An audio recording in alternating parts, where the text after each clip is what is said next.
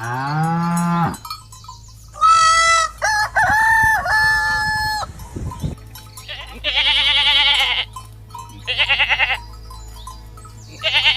के एक कोने में एक पुराना पक्का कच्चा मिला जुला घर था जहां रहती थी धर्मावती। उसकी आवाज में हमेशा सख्ती रहती थी, जैसे घर नहीं कोई कचहरी हो। धर्मावती के 2 बेटे थे, बड़ा बेटा हरिनाथ और छोटा श्यामलाल। हरिनाथ की पत्नी कमला, जिसकी 3 बेटियां थीं, सुमन, पायल और गुड़िया। श्यामलाल की पत्नी रेखा, जिसका एक ही बेटा था, अमन। अमन घर का इकलौता बेटा था, इसलिए धर्मावती की आंखों का तारा वही था। कमला रसोई में बैठी सब्जी काट रही थी, हाथ थक चुके थे पर चेहरा शांत था। तभी धर्मावती लाठी टेकती हुई आई। अरे कमला, फिर सुस्त बैठी है? 3 लड़कियां पैदा करके भी शर्म नहीं आती। काम में तो फुर्ती दिखा दिया कर। मां जी, बस सब्जी खत्म होने ही वाली है। लड़की की माँ से और उम्मीद भी क्या करूं? धर्मावती तुनक गई। पास ही सुमन, पायल और गुड़िया सहमी खड़ी थीं। तुम तीनों यहाँ खड़ी क्या तमाशा देख रही हो? बर्तन धोए, झाड़ू लगाई? तीनों बच्चियां घबरा गईं। दादी, मैं अभी। चुप, तुम्हारे हाथों में काम करने का सलीका ही नहीं, बस बोझ हो। तीनों बच्चियों की आंखें भर आईं। उधर रेखा पलंग पर बैठी अमन को दूध पिला रही थी। देखो मां जी, अमन कितना समझदार है।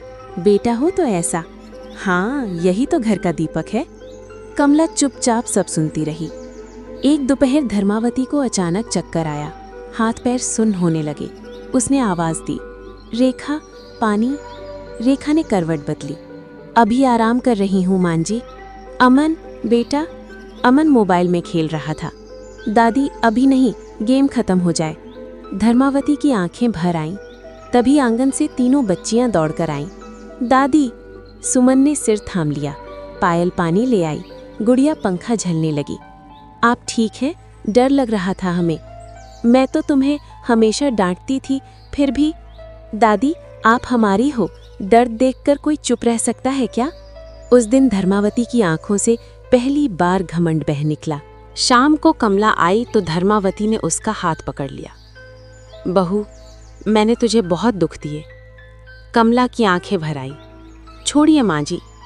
रात को धर्मावती के पैरों में तेल सुमन लगा रही थी, पायल किताब पढ़कर सुना रही थी, गुड़िया पंखा झल रही थी। असल सहारा तो तुम तीनों निकली। दरवाजे पर खड़ी रेखा ये सब देख रही थी। उसके मन में जलन उठने लगी। अगर दादी का प्यार इन लड़कियों पर चला गया तो अमन का क्या? अगले दिन रेखा गांव के बाहर साधु बाबा के पास गई। बाबा, कुछ ऐसा दीजिए कि कमला का बच्चा न टिके, उसने धीमी आवाज में कहा।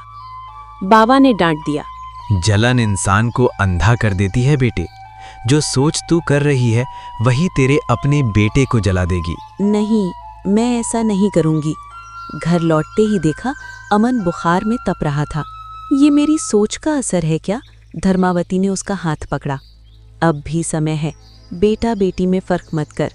कुछ महीनों बाद कमला को बेटा हुआ, पर धर्मावती ने सबसे पहले तीनों बेटियों को बुलाया।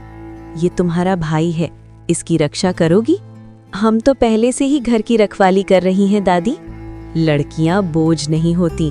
मेरी आंखें देर से खुली,